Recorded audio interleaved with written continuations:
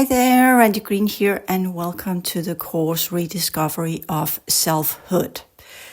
I assume that you have read the text first and contemplated a bit on the questions that I have asked there. If not, I strongly suggest that you go back and read the text so you kind of have a foundation of what I'm here to talk about.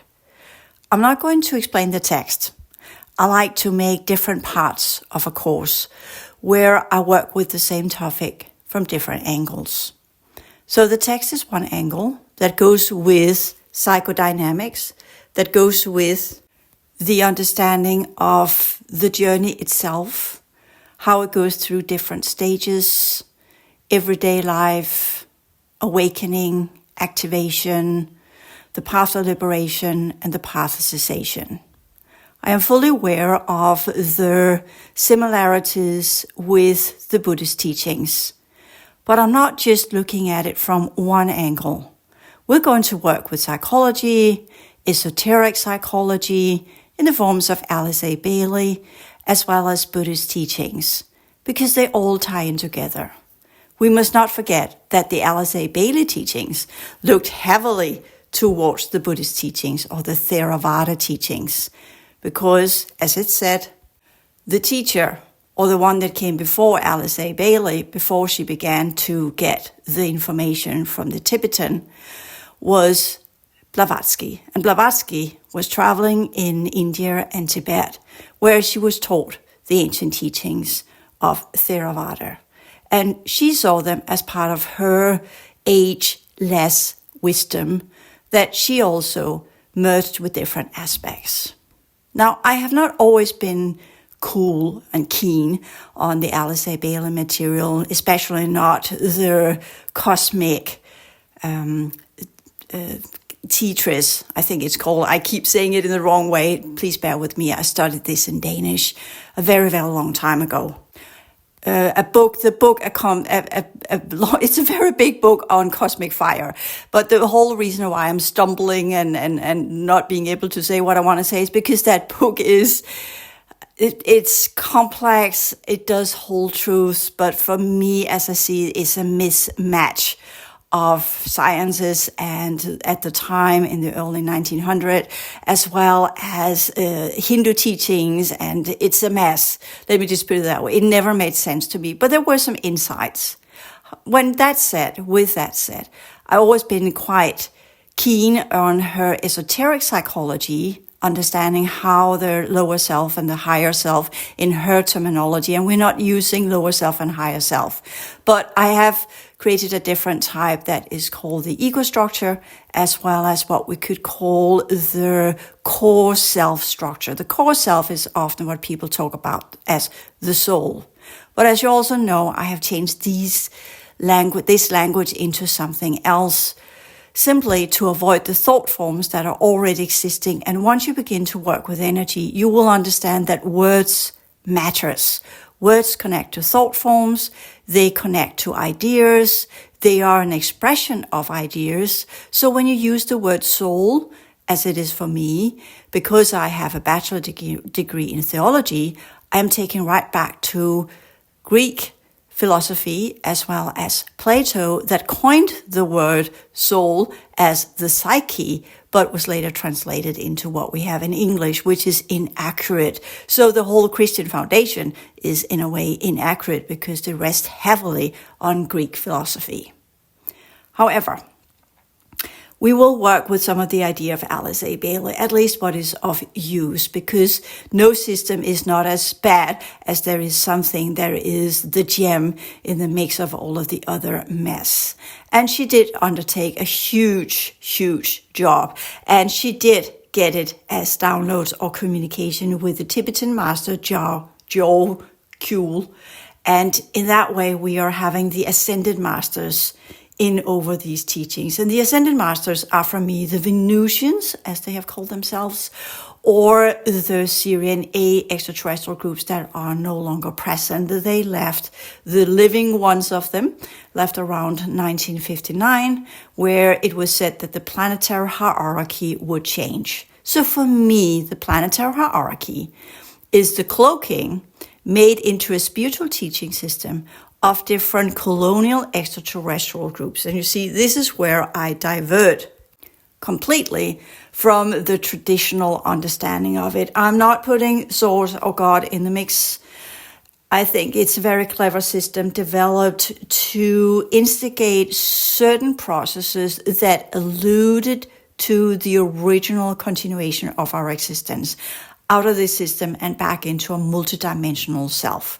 So what I'm here using are the introspection dynamics of looking into all of the ancient material, seeing the energetic property of it, investigating the thought form behind, and then tying it to who made it, why did they made it, and what was the purpose. And why and purpose are two different things.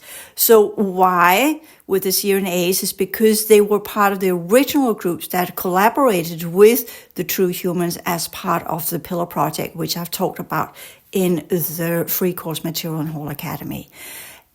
And the purpose was to, and put it this way, the why was because they were originally part of that collaboration, and to honor their original engagement, so to speak, in the solar system, they made a version of the original teachings that did not offend the, at the time, oppressor reptoid races that were on the top of hierarchy, on the planetary hierarchy, calling the shots inside our solar system. But they were still bound by the original vow of progressing the consciousness structure of the solar system. So they made that type of teaching. So that was a way to avoid their quote unquote karma. And karma in this sense is the distortion when you're not in alignment with your core potentials.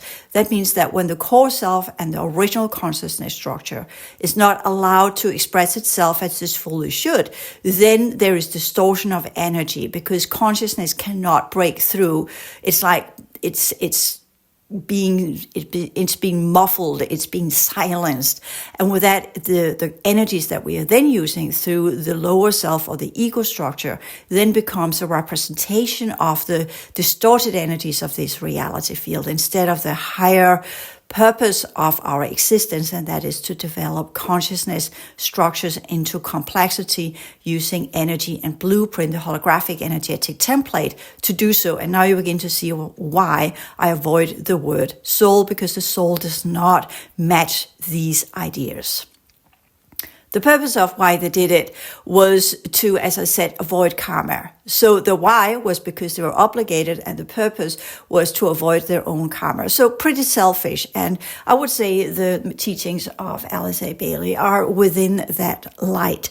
And even though that there have been made a lot of beautiful pictures of the Ascended Masters, they do not look like that at all. When you go through the holographic overlay of these tall Nordic blondes or the beautiful Arabic or Tibetan-looking person, you will see something that resembles pretty much a gray, but it's semi-organic, and in that has a different skin color. So with that said, we here understand that there are levels behind each teachings that have a why and a purpose. And with that, they honored what they originally agreed with without getting into trouble with the overlords. And you can read about all of this in the book, The Souls of Humanity. Although this is history now, it is still laying the foundation of some of the dynamics within our solar system, so you kind of have an understanding. And then, of course, when you begin to work on your own level of your holographic energetic template and clear out the levels and the timelines you have been connected to, you will discover many other beings and many other levels of existences and how this world is truly built up. It all comes down to technology, and I talk about the prohibiting technology, both in the Souls of Humanity, in the book Tarology, as well as in the Advanced Clearing Work courses, of which you can get the Advanced Clearing Work courses for free on the Whole Academy website. As such, the astrological chart, as I see it, is a kind of enslavement chart. It is not meant It's the wheel of incarnation. It's not meant for us to be free. It's not meant to get us back on the path of liberation. But there are hints in it that if we do work with some of these aspects in the right manner, we can break through the seals that are connecting us to the continuous wheel of incarnation. And I had some pretty astounding visions early in my journey of how that were put together, including where it connected to the physical body, and it connects through the root chakra. And with that, the chakra system itself is tied to the wheel of incarnation, as we know from the Hindu teachings, but not in the manner that most people think.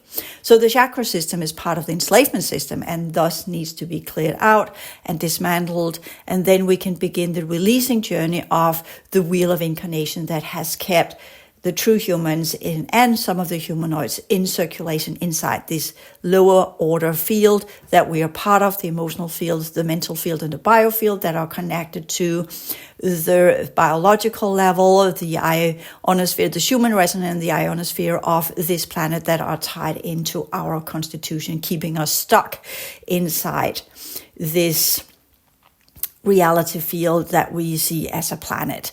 And for those of you who are new to this, it sounds like a bit of a mouthful, but in a way, this teaching I'm here sharing with you is kind of already outdated because we were shifted into a different type of program in 2017, and our world is now completely different.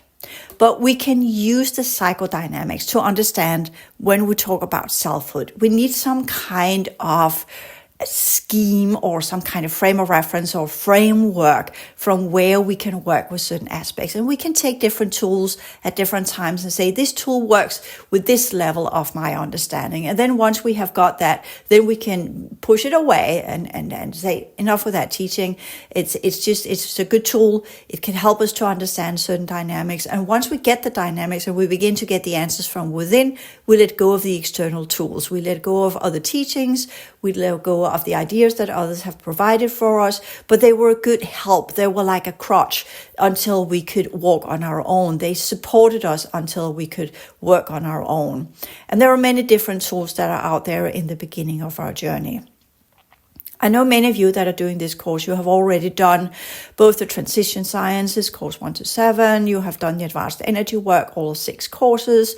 You have done the template sciences, and you have also done the reconfiguration, energy construction work. So you now know that the subsidiary timeline that I'm here talking from is the path out. That's the path of liberation that goes into the path of cessation, where we're able to disconnect from all of the entanglement of this reality field on the path of liberation, which the Buddha also talks about, and then go into the path of cessation where everything we are here are disconnected so that we can live in whatever form that is possible at the end of our physical existence inside this reality. For some, it will be as a light body if they have a huge amount of original consciousness potentials. For others, it will just be like a small orb that are drawn to the right gate where we will then leave this system as we were supposed to from the get-go. And the reason why this is possible now is because the ones that have kept us stuck in the incarnational cycles or the colonial programs to avoid and prevent us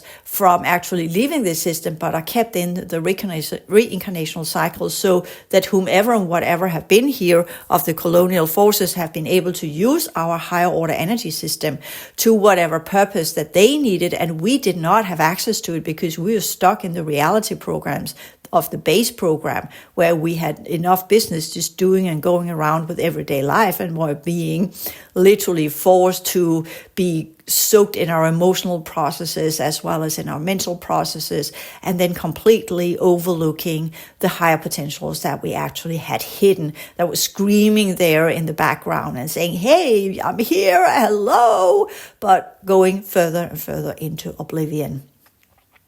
With that said, we also understand there are dynamics that we must work through to get to the point where we actually can begin to release our connectivity to the ego structure, the connectivity to the lower version of our existence, which has been called many things. Alice Bailey has her own schemes and frames of references of this that goes with the esoterics, which has been adapted into New Age. I have changed the language of that to create new thought forms so we have a new foundation that are more in alignment with who and what we are now.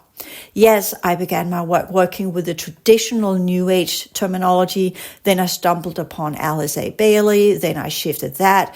And then I began to have insights on my own. The Syrian A's began to connect to me, and I began to understand certain dynamics. I worked as a healer and a clairvoyant, and I began to see things from a different perspective. Due to the 2012 event that changed our reality field, not the physical one, but the energetic one, beginning the release of this system and the departure of the different extraterrestrial groups. And it's still ongoing. There is not many left. So in that way, we're mostly left with whatever we're stuck in with our own holographic energetic template, as well as remains of certain programs. These are artificial technology, advanced extraterrestrial technology that is still running. I talk about that in the advanced energy work. Keeping us stuck if they, by any chance, should find a way to return at some point. They're trying to still keep or have what we call a sort of control over the quote-unquote holographic energetic templates that they have in their possession. Even though they've been forced to take off, they're still keeping us inside the wheel for the purpose of if, perhaps, or that they might return, or if they could trade it off to someone else that is within this reality field. So it's a little bit like they're keeping their stock in their investment inside the system, but they have technically no longer active operations going on inside this reality field. So that's how I see it. What I experience most today is technology. It's cube technology, it's programs.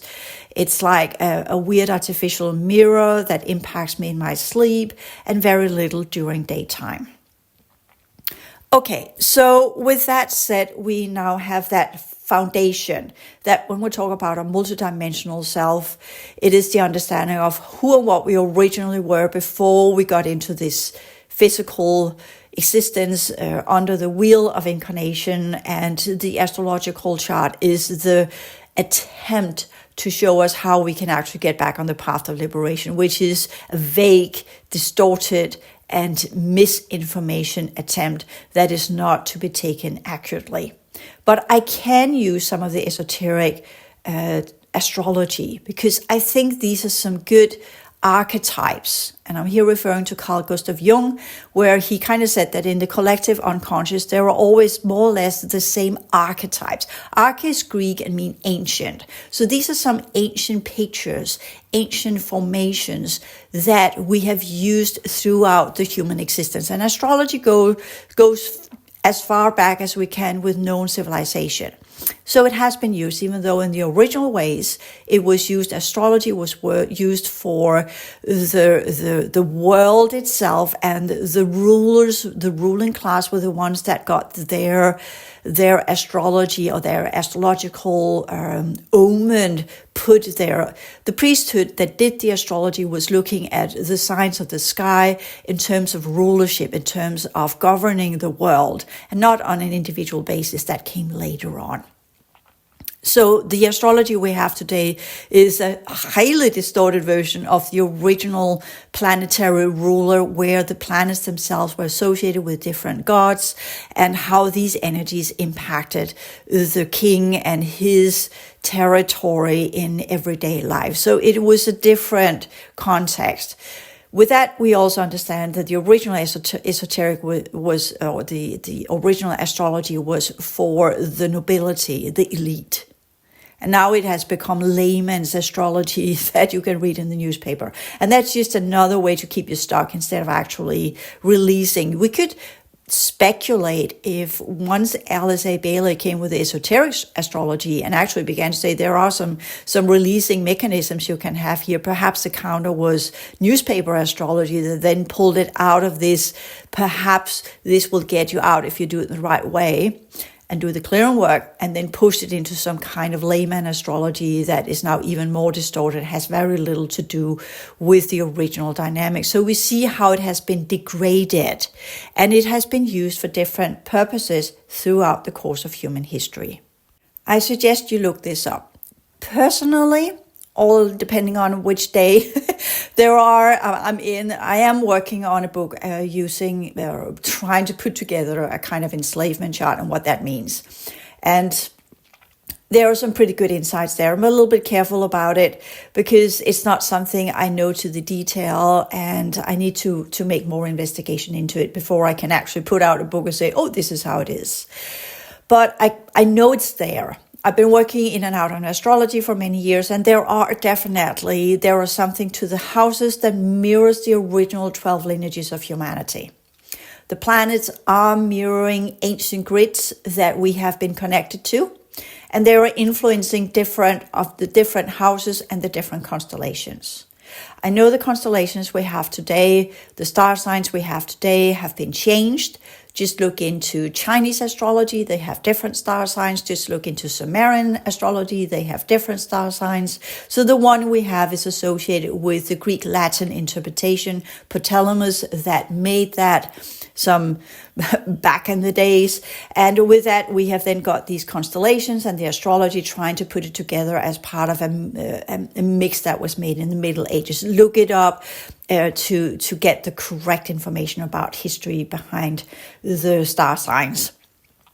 Once we understand that, we're also saying they are just right now representing each one of the houses that has a number. Even that order has been mixed, so we can't just rest heavily on and say this is how it is. But if we kind of strip that away and just use the foundation of saying, okay, we know there are more to it, but right now we use it as a tool for psychodynamics and understanding of the journey towards selfhood, because the initiation process is all about that. So it has been part of the sacred teachings of the fraternities and the different secret groups that are working with teaching this in one way or another. Humans will always be teaching this one way or another, using different systems to do so.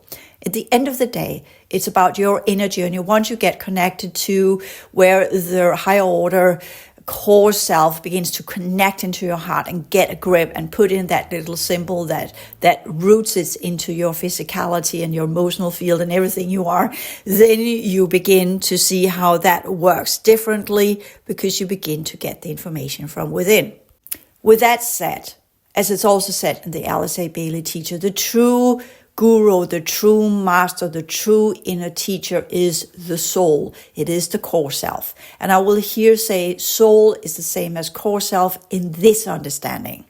When I talk about the soul as a holographic energetic template, then it's the blueprint from where we can develop a consciousness structure in different systems, using energy in the different systems to transform and develop a new type of consciousness structure. So that blueprint goes as far back with us as the consciousness potentials. And I talk about that in the will and the vow and the wisdom, the 3 V's that you have as part of the text material in the transition sciences, as well as in the whole philosophy book, where you can also read about this. And this is that's a kind of a rewriting in a way of the Alice A. Bailey material into a more modern version, because I think that's a good way to denote the top trinity.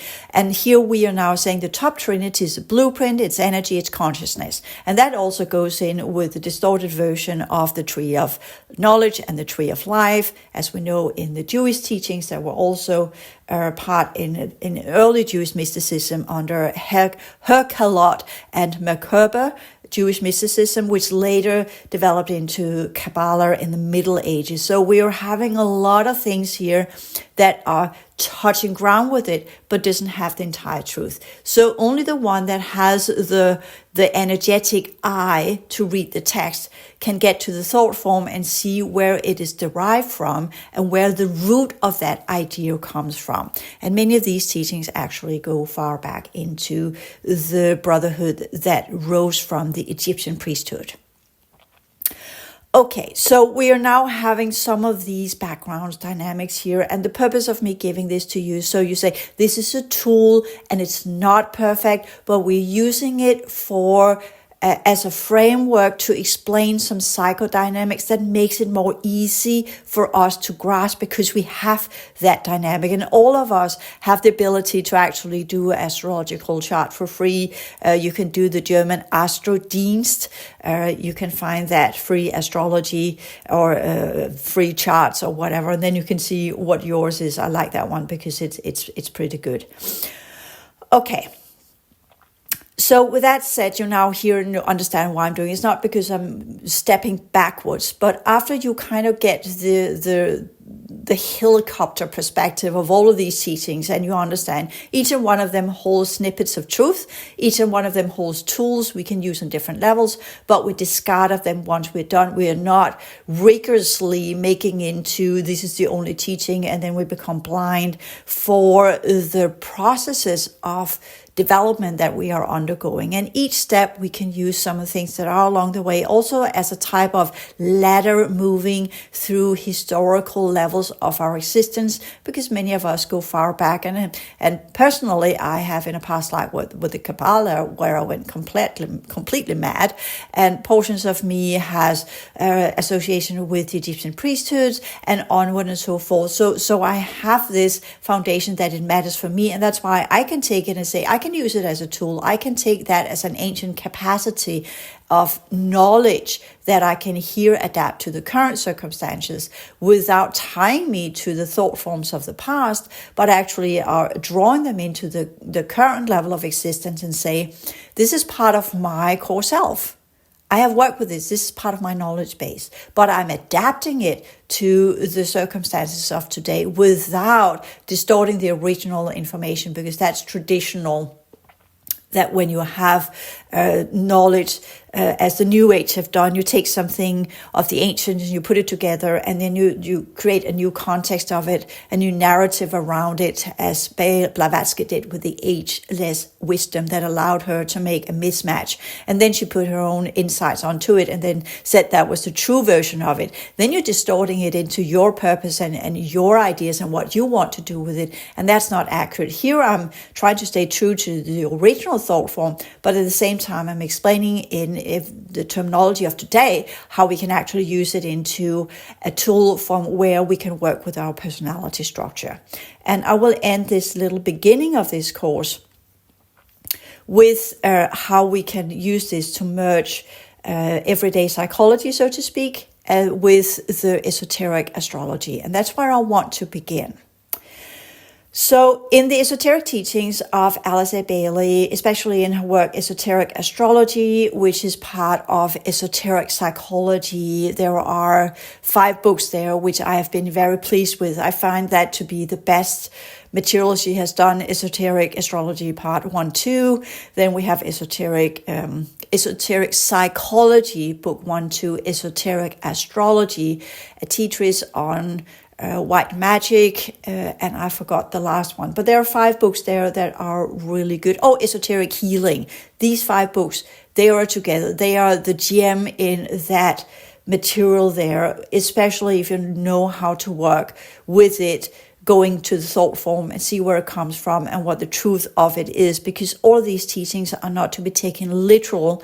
They are the words that lead you to the journey of discovering the thought forms behind, and with that, see it from the mind's eye and as energy, and how that connects to your own energetic journey of clearing and healing and upgrading and awakening and activating your own energy system.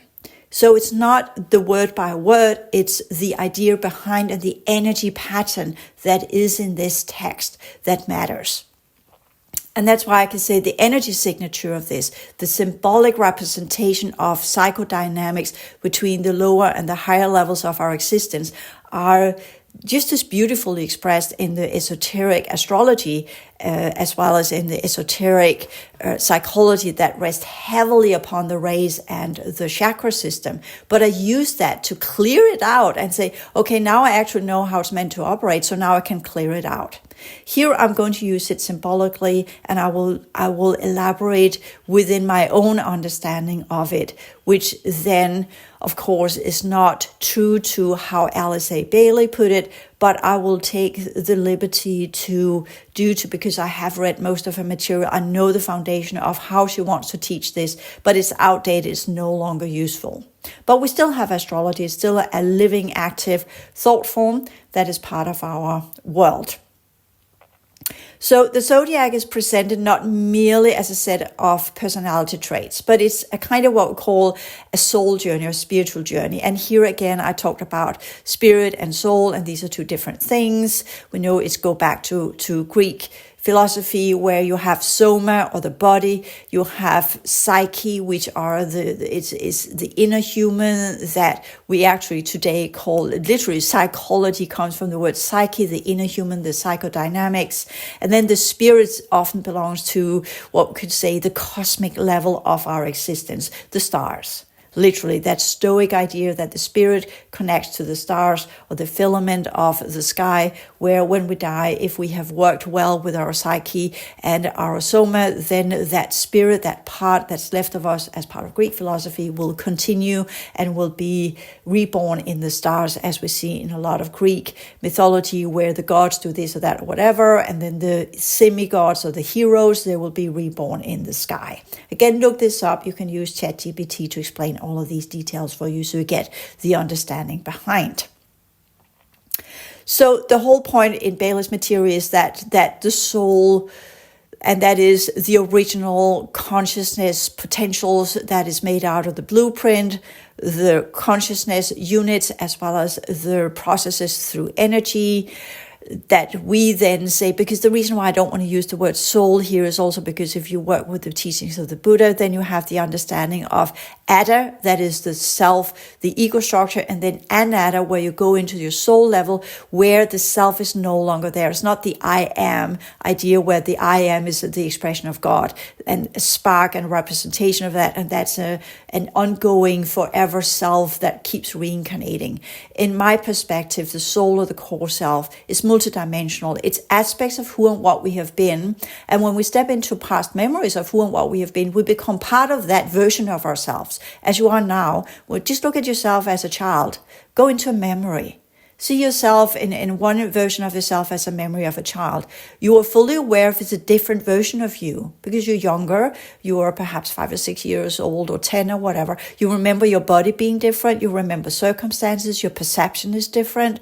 The way you see the world is different. And how you observe that, whatever that situation was hitting you in a different way. The way you processed information, the way you engaged, everything was different. You know it's you, but it's not you. It's a version of you. And that's what the soul is. The soul is this interface system that we have in our different incarnations. It's part of our multidimensional core self. The core self is actually the consciousness, the raw consciousness, but it develops into all these multifaceted versions of selves that is the conglomerate of selves that have existed, that becomes a complexity pattern. So in itself, the complexity patterns do not have a sense of self as an I, but it has a multiple version of selves that the energy, the consciousness itself can expand into. It becomes a selfless consciousness. And that's anatta. It's a consciousness that has no self. It's a no self. It's not seeing itself as one thing. It's not seeing itself at all as seeing itself. It has no sense of self in that manner. There is selfhood, because there is this, the consciousness itself is selfless. But consciousness, when it comes in contact with energy, generates a type of self from where it can interact with that reality field. So the self in that manner is an interactive system that consciousness can develop for the tool. And this is very complex. If you have gone through the different stages of introspection, at some point you will get this cosmic awareness where you become one with cosmos. But that's through the stardust in your cellular level, where you reconnect to the stardust and the cosmic itself via the stardust particles in the elements, the electrochemical composition you're made of, because you're made of stardust. You're made of the same type of chemicals or atoms structure that were in the early stages of Big Bang. So we're made of the same. So once you get in there, then you align with the cosmic awareness where you have this no self sensation, where you suddenly are one with cosmos and you forget who you are. So in that way, we could say it's very complex. So how does consciousness have a self without having a self? That's why I'm using the word core self for our understanding. It's not that we say, well, consciousness have a core self, because this core self is a conglomerate of other selves that it has been. So what does the core self actually collect? And this is what's called the causal body in the Alistair Bailey material. And the permanent atoms, to show that there are certain levels of energy that will remain as part of this light orb. That's the transformed energy when it reaches its highest purity rate, its highest standards, and its highest progression rate. That becomes the light orb. Then within that are consciousness units that we have developed. And each and one of these units, I have in my older material, the Danish book, Consciousness Evolution, and it's in Danish. But I tried to show how these consciousness units were put together, very heavily aligning to some of the Kabbalistic ideas. But let's not go into that, because that's inaccurate as well, and that didn't work. That idea didn't work. But they are like filaments. They are like a type of symbol, but it's not a symbol. It's not light language. That's the orb itself that has that configuration, light symbols go with configured energy. But consciousness itself, you see, I lack words here. And that's the whole purpose. Once we begin to truly understand consciousness, we can no longer describe it. And that's why I've used the three double V's as the will, the vow, the wisdom, or the blueprint, the consciousness units, and the energy transformational processes, the energy units that we absorb and pull in and work with. So consciousness has no self. And that, when you go into the path of cessation, even this will fade away, and then there will be these consciousness units of whatever we were in the beginning of the cycles of this existence. And even though I go so far back, I still impose my sense of self. This is what the psyche, the emotional and mental field, does naturally.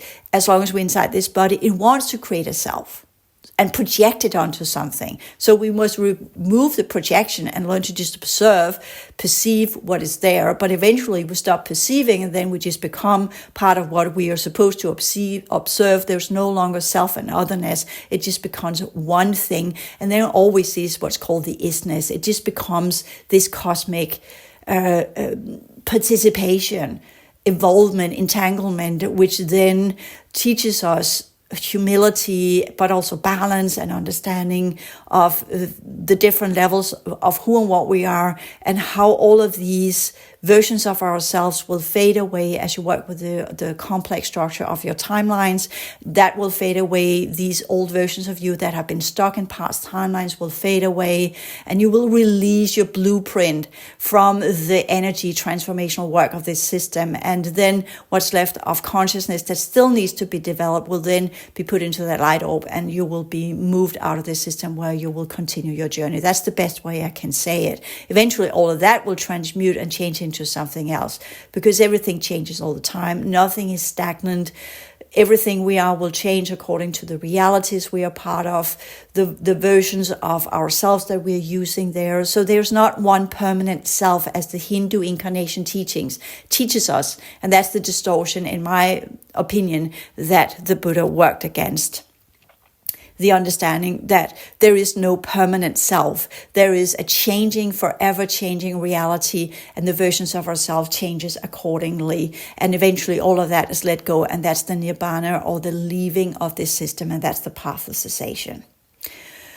That's a lot of information to take in. But now you see we can work with each and one of these, not in a big mismatch put together as a kind of a dough where we take all the ingredients of the different teachings and put it all together and bake a new cake. No, we are taking it each in its own box. but we understand it in its own box and then say, okay, when I'm coming across, if I have a past life, which I have within Buddhism, well, then it's important I understand that, because I need to release whatever I have of consciousness potentials on that timeline that is associated with that life. And to be able to do so, I need to understand the teachings I was working with at the time that got me entangled into certain thought forms and perception of reality, and by that ties me to certain timelines. Similar with the Bela material, that goes back to, I had an incarnation in India with the chakra system, so this is the best approach I can to go into some of these teachings and see what that is all about, as well as some of the Kabbalistic teachings, etc., going into all of these ancient versions of myself where I was working within a frame of reference, a framework of perception of reality. And with that, I become a master of these different teachings according to that level of my blueprint that I now need to upgrade, purify, turn into the original dynamics of the solar system pillar project, which we work with in the transition sciences. And when that is done, then that can be let go of too, because that's what tied us into the pillar project. But that's my point of origin in the solar system. So to release ourselves, we need to get to the root of who and what we have been. And that's where the core self comes in. That is technically the root of our previous existences in whatever version it has been. It's like a kaleidoscope. You look at one thing, it takes out one pattern. You look at another thing, it takes another pattern. But it's not who you are, it's a version of who you have been. And that's a huge difference. The best way to work with this, when we say the future versions of ourselves, is becoming. And I'm still working with, even though the path of cessation, there is still, as we know from the facilitator course material, as well as the energy construction work, there is still potentials for my continuation within the solar system as part of humanity. I'm still playing a little bit with the future humanities to see if I can assist that. And perhaps that assistance will get me so entangled that there will be a rebirth within these realms. But I can also play with it as frames of references and frameworks that I can then discard and dissolve before I do the last part of the path of cessation. So you become a master, or what's called an ahat, in the understanding of how to work with your blueprint, how to work with your consciousness units, and how to transform energy, which we do both with our existence, but also through the ideas and thought forms that we are engaging with, as well as the emotional patterns. And that's why we are clearing the emotional patterns in our thought forms.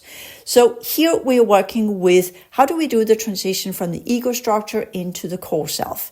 And that's the rediscovery of selfhood that actually teaches us there is no self. So now we got that one. It's not about you. Oh, I used to be this or that, whatever. That's just a version of you. And once you can reconcile with that idea, you get a free move of the true knowledge of how to work with energy in different ways, which version of yourself is most suitable when you're working with that system of thought, when you're working with that thought form, when you're working with that type of energy. And that's where the multidimensional self kicks in and becomes the tool that you can use to whatever you need to develop, whatever you need to transform, whatever you need to look into, whatever you need to unfold as a type of tool from where you can clear and cleanse your integrated processes of self, as well as consciousness, as well as the higher order energy system into different timelines or different aspects of self.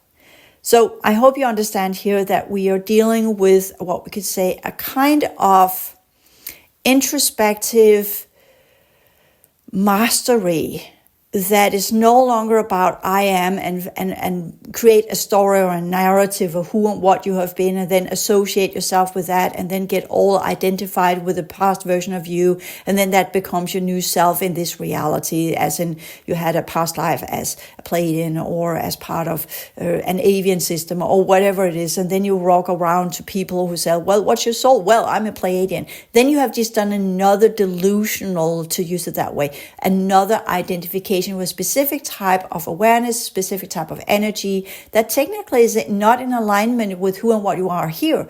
But you recognize that as part of your journey, as when you're working with childhood trauma, you understand that some of the things that are stuck in you are tied in because of trauma, are tied in because of unresolved business, are tied in due to distortion.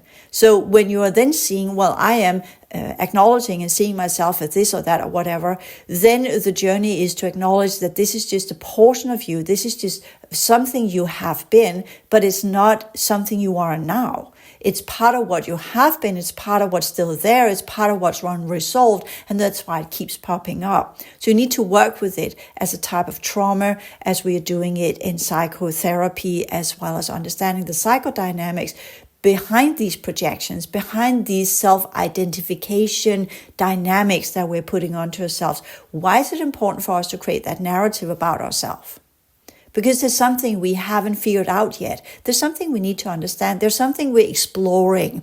We're investigating some version of ourselves within that context, within that framework. And with that, once we got that, we can let that go.